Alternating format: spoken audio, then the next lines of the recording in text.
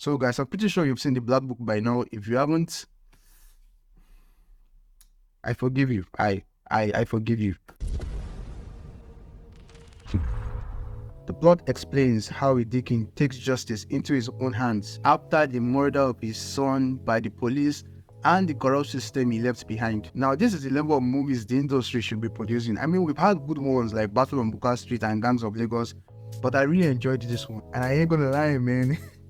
John Wick was written all over this movie. Editi Effiong did put the story in a bit of a twist, which was actually a good move, especially its relation to the high level of systematic corruption in Nigeria. So for me, his directing was top notch. I'm telling you that I got really obsessed when I was watching this movie because some of the things that were happening, or like some of the things they were addressing, are actual things that are happening in real life, and it was painful. It's really painful. I really. You see, this is what happens when you talk about Nigeria. You see, let's move on. Let's move on. Prison scene was quite intriguing. First of all, the way the prisoners were jam-packed into one cell. I mean, if that's the reality of things, man, that's terrible. That's terrible. And secondly, the way they reacted when they saw the reporter. God, you know, bastard. The emotional aspect of this movie was really good. Like, I feel bad for director Craig. 14 IDFs. Like, that's a lot. That's a lot. And she still lost her baby. Man, that's really heavy. I really liked the casting for this movie. I think every single actor brought their A game, from RMD, Ireti, Doyle, Alex Usifo. In fact, the mixture of previous actors and the new ones was just fantastic. The cinematography, especially the flashbacks, were just outstanding. This really felt like I was watching a movie from Hollywood, and I enjoyed it. For a movie like this, I was expecting to see more fight scenes. I mean, I for one would have loved to see women kicking ass, not just like shooting guns or anything. I mean, that was enjoyable, especially one woman.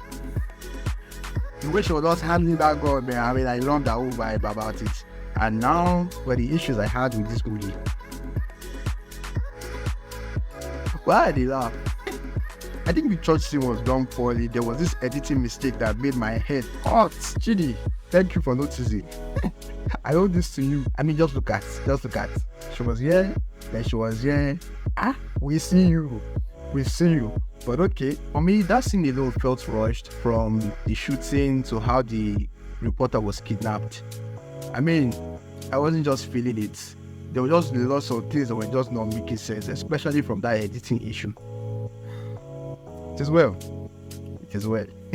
I've got to say, the final act of this movie was mid, and I began to wish it wasn't 2 hours. I think the fear for Paul wasn't high enough. Like, that fear when you hear John Wick is coming, the boogeyman is coming. And they tried to do this here, but I feel like it just wasn't high enough. It was just not doing it for me. So therefore, I wouldn't compare this to John Wick. I would say it's closer to Robert McCall from The Equalizer, but even that safe, I'm not too sure. I really enjoyed this movie. I love the consistency in the industry right now, and I think over time we'll get there. We'll get better. We're not there yet, but we'll get better. Please let me know your thoughts about this movie. I'm sure half of you have seen it. If you've not seen it, you understand what I said in the beginning.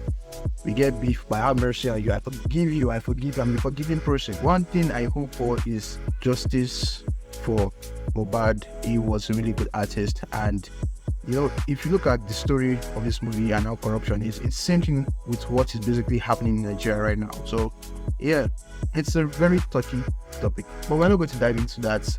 Everybody stay safe, and yeah, peace.